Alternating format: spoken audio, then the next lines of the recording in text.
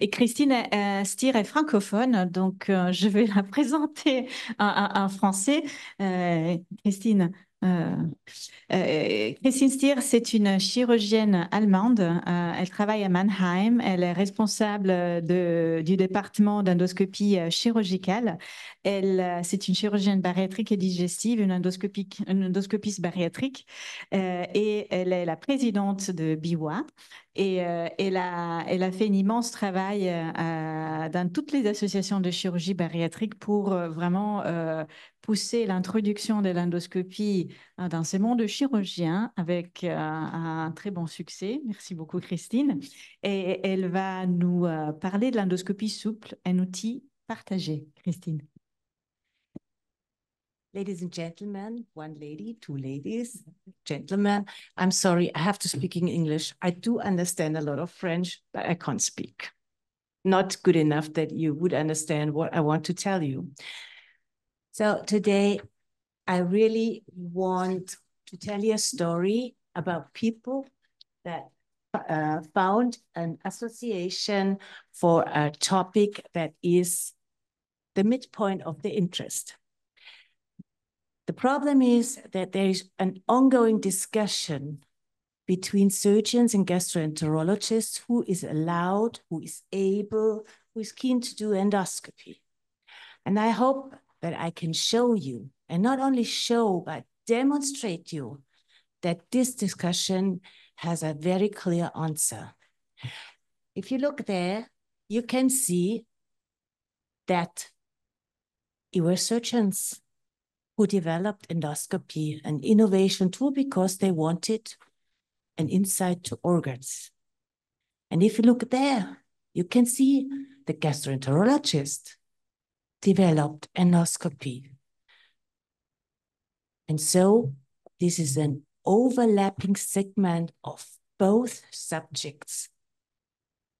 The problem is that this developed into a very highly competitive landscape. Why ever? Because this is completely counterproductive. And it really loses the goal, the focus completely, because those two subjects are always discussing who is allowed to do surgery. But as you saw, it's not a question. Both subjects, both developed endoscopy. So it's absolutely not a question who is allowed to do endoscopy. Endoscopy is an overlapping subspecialty of both specialties, surgery as well as gastroenterology. You can see there is this ongoing, absolute counterproductive discussion. And if you look exactly to the picture, you can see that the dog on the gastroenterology side is a little bit more dense than the surgical side. But this is the situation, and this does not bring us forward, because we really need to look with two eyes. Only with two eyes, we do have a multidimensional picture, while gastroenterologists have much more a view on the superficial changes of the mucosa or on inflammatory diseases. Surgeons do much more see the function. And isn't it both together that gives us a picture on how it goes? And if you look at that, you can see that treating achalasia with halasmiotomy is also possible in an endoscopic way with a POEM procedure. But there is a little bit of difference in the indication, because if you indicate these surgeries according to the Pandolfino classification, you can see with endoscopy, you can treat very well patients that have thoracic pain with achalasia, while with the halamyotomy, you have the option to do a Nissen wrap and to prevent reflux. So there's a little bit of difference in the indication for these two procedures, but the one is laparoscopic, the other one is endoscopic, is endoluminal. And do you remember the times when surgery changed from open surgery to laparoscopic surgery? Do you remember those times? I do.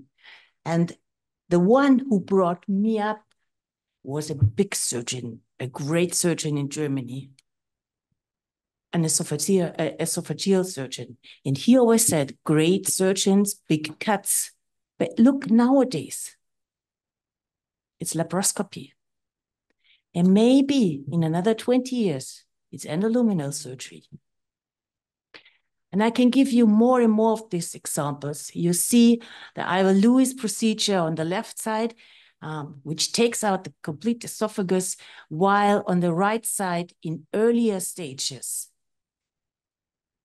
you can really do operation on a pericarcinoma in an early stage endoscopically. While the endoscopic approach really prevents the complete organ to get lost for the patient. And it's a little bit the same in bariatric surgery. You see on the left side, the sleeve gastroplasty. This procedure, like Mohit said before, there is the most procedure in the world, actually. And you see on the right side, an endoscopic sleeve gastroplasty. Two very different procedures functionally. Two procedures that do have different indications. While on the left side, it is a surgical procedure for obesity from BMI 40 and above. And on the right side, this is a procedure for patients with obesity grade 1 and 2, or 3 if they don't want to get an operation. So we decided to found an association because we had a common goal and common ideas, and we liked each other. So we founded BEVA. BEVA is the Bariatric Endoscopy World Association. And this is an association that really stands for bringing forward bariatric endoscopy. And of course, there are surgeons in this association because we know that surgeons did develop endoscopy and surgeons have their part in bringing forward endoscopy. So this is BEVA, and you see we are 5 surgeons and 5 gastroenterologists. But none of us, none, really recognizes the other one from another specialty, but recognizes the person itself. And this is really interdisciplinary. And we look with both eyes. We are multidimensional, I would say. So we are not an overlapping group. We are one group. And you saw this picture already. These are our core members, 5 surgeons, 5 gastroenterologists, really focusing on one goal. And this goal is to fight obesity with endoscopic treatments. And there are a lot of endoscopic treatments, much more than only endoscopic sleeve gastroplasty, ESG, as you saw before. There is the management of complications, like Mohit showed you before. There is a lot that can be done endoscopically. And we are collaborative and inclusive. We are not only with ourselves inclusive, we are also inclusive with all societies that want to be included in this development towards endoluminal procedures. And we appreciate each other. That's very, very important. If I do have a problem, I can call any of our members and we'll get an answer, help and support within 5 minutes. And we respect and we really trust each other. So we are not competitive. We are really inclusive. And we exchange our knowledge. We not only go to Silvana, which we do very frequently, to Strasbourg, but we really exchange knowledge. For example, Chris Thompson was at Mannheim University teaching me a new procedure with a new suturing tool. So we really support each other, and we want to promote bariatric endoscopy. And we are really like the Knights of the Round Table. And this is not only a sentence, all for one, one for all. This is really true. We are there for each other, but we are also there for everyone who is interested in this subject. And why this is so necessary, you can see here. This is a perspective of 2030 of the US. And you can see that more than half of the people will be morbidly obese or be obese. And only 1% is treated with surgery. And 99% of these patients don't get a treatment at all. And if you look at that, you see the problem that we really have, the growing problem is that even kids are getting or are obese already in a percentage that is really unbelievable. So there is a need that we treat these patients, and endoscopy is one method you can use. And you can see here, and two of those guys you can see here in the room, Mohit Bandari and Silvana Peretta, they take care with an RCT, with a randomized controlled trial, comparing endoscopic sleeve gastroplasty with medication. A very new idea, because normally always it is compared with lifestyle intervention, which is an easy compare because lifestyle intervention, as you all know, does not work. This we do know since the last 50 years. And this is how we like to try to treat those people in need, those 99% of patients that are not treated. And Barham and I had the big honor that we could really bring IFSO to the point that they accepted the IFSO bariatric endoscopy committee statement and accepted endoscopic sleeve gastroplasty for obesity management. This means this is a very important point that international federation already accepted this way of treating patients with obesity. And like Mohit before said, we will have our inaugural meeting in Indore in December, and I really want to invite everybody who is interested in this to join us there and to see what we are doing. So let me give you some take-home messages. Endoscopy should be performed by an endoscopist. By an endoscopist, regardless of training background. Endoscopy is becoming more and more surgical, and maybe we will have endoluminal surgery within 10 to 20 years. And our common goal, treating obesity, is really ambitious. And thus, this requires collaboration. Collaboration is an obligation, is obligatory. Working together, focus together on one goal. And we need a sincere collaboration that really improves the outcome. And flexible endoscopy is a shared tool. Thank you very much.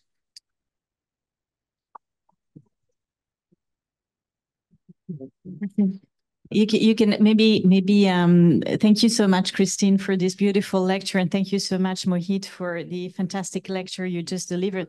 Merci beaucoup aux deux orateurs pour ces fantastiques présentations. Je pense qu'on peut prendre le temps de poser quelques petites questions, français ou anglais, comme vous voulez. Si, il y a une question en ligne. Monsieur Cron. Monsieur Cron. Oui. Merci, tu peux poser une question? Je vais poser une question. Merci. J'ai essayé de suivre ces communications en anglais avec mon anglais très approximatif. Quand j'ai été au Congrès mondial de chirurgie au Caire, on m'a obligé à faire ma communication en anglais, je n'ai pas pu le faire en français. Comment se fait-il que dans notre académie, on ne demande pas qu'on nous fasse ces communications en français? Voilà ma question. Ah, mon Dieu. Alors, la réponse, elle est simple. L'anglais est totalement autorisé à l'Académie nationale de chirurgie, comme dans la plupart des instances scientifiques françaises. Donc, l'essentiel, c'est qu'on échange en France avec le public français et le partage des langues me paraît normal. Je ne critique pas, je pose une question. Voilà. C'est la réponse. D'accord. C'est la mienne, Bon, mais je pense que c'est celle de la... j'ai regardé les images, mais il y a beaucoup de choses que je n'ai pas compris, donc c'est pas très grave. Mon anglais est devenu très approximatif avec le temps qui passe. Oui, une question. Oui. Il y a en ligne un collègue du Brésil, Hudson Nakamura. Pardon, on te redonne la parole après. Hudson? Merci beaucoup. Je voudrais demander une question en anglais et en Ophtalmologue, français. hein, attention. Je voudrais demander une question en anglais et en français aussi pour notre ami de l'India. S'il vous plaît. Question for you. Yeah, please. You talked about the In hernia English, in English. detection. You talked about hernia, hiatal hernia detection and doing endoscopy for polyps, ulcers, and etc. How often you biopsy those patients, especially those pediatric patients for obesity? What percentage you biopsy them? And now in French. And quelle est la pourcentage que vous faites de la biopsie pour l'obésité? Et quel est le pourcentage il faut faire de la biopsie par l'hernie hiatale? Yeah, I think so. This is specifically in reference to the pediatric patient? Or I think the question was how, when in the case of bariatric procedure, when do you biopsy or in the preoperative workup when you biopsy patients and if you find a hiatal hernia? yeah, so because we have H. pylori endemic area, we biopsy every patient. And if we find a hiatus hernia, we counsel them that we're gonna go and have a look at them laparoscopically and assess the size. If the size would be large, we're not gonna do a sleeve. So we have to take a consent that we might end up doing a gastric bypass, which is the gold standard for large hiatus hernias. Okay, thank you. Robert, tu as une... Je voulais poser la question à notre collègue allemande. Si les chirurgiens allemands sont déjà formés à l'endoscopie, comme les chirurgiens canadiens, nord-américains, ils utilisent déjà l'endoscopie, je crois Mais savoir. Didier, je voulais savoir donc- si vous avez trouvé la solution. Haben Sie verstanden? Did you understand or shall I translate? Whether we have an association for endoscopy. No, whether the German surgeons are educated to perform endoscopy. Yes, it's part of the specialization. They have to do endoscopy. Ça fait partie de la spécialisation de l'internat directement. Merci. Merci. Pour compléter la question, is there any gastroenterologist in Germany or it's especially the surgeons who do endoscopy? Les deux. Elle a dit les deux. Both. Les deux. Both. Les deux. Both. J'ai une autre question, c'est une question au docteur Mondari et à Madame Stiers. We received a few months ago here, Michel Gagné, about magnet anastomosis. Okay. Yes, magnet. Do you have an access for that? And do you try to do it? It's a question for you and you. Yeah. Yes. Yeah, I think, yes, we did the first clinical trials for the magnetic anastomosis by a different company in India. And we have an experience of around 30 procedures. And we published the US FDA trial data for them. Okay. I think that is the future. Because why I can say that? Because I have endoscoped each and every patient. We did a magnetic SADI at 6 months. And we presented all those videos for the US FDA trial, and the healing is absolutely phenomenal. It's much different than doing the hands-on single anastomosis duodenal switch, which we have been doing. Yeah, I can share the videos. We are part of the study. And what about the money in Germany and India about that? Yeah. In India, we are about to get the approval for the magnetic device. We are about to get the approval. We already submitted the data so the body which approves medical devices in India is known as CDESCO. We got the approval to do it as a part of clinical trial, and now it would be used for commercial purposes. J'ai peut-être juste un petit commentaire. Merci à tous les deux pour votre présentation. Les quelques petites remarques que je ferai, c'est que vous avez bien présenté les perspectives, l'usage au quotidien de l'endoscopie. Et merci Christine d'avoir insisté sur la collaboration entre les deux spécialités, parce qu'il n'y a objectivement aucune raison rationnelle que ces deux spécialités ne collaborent pas. C'est comme deux faces d'une même pièce. Il y a un bord. Le bord, c'est la partie commune. Et ben, plus la partie commune est épaisse, plus le bord est épais, et plus la pièce a de valeur. Je peux dire un mot? Oui. I have a question for Mohit. Yes. And I would like to know if I need to speak in Sanskritam. No, it's not necessary. You can speak any kind of English. Okay. I can understand. I am a vascular surgeon. And, I saw your procedure for the sleeve leak with stent. I would like to know if it's, I guess, a temporary stent, and how long it is necessary to keep it to achieve a very good healing. Yeah, I think it's a great question, because you must have had beautiful complications out of those stents. We cannot place it for more than 4 weeks. Placing a stent in a sleeve leak can result in deadliest of complications like bronchopleural fistula, sleeve aortic fistula. The stent can migrate and do all sort of complications. So at most, you need to place these stents for 4 weeks. If you go beyond 4 weeks, the chances that it would cause fibrosis with a lot of granulation tissue and scar tissue there are pretty high. So I would not place it for more than 4 weeks. I've never done that in my setting. Please, another question. Can you give to us what is today your mortality of your procedures? How many mortality? Yeah. So morbidity. Yeah. So when we started this program in 2008, we had a 1% mortality. 1%? Yeah, at that time. And now we are 0.01%. We have done 31,000 bariatric procedures. We have pretty much standardized everything now. So it doesn't happen. Yeah, there is a lot of morbidity in terms of wound infections in India.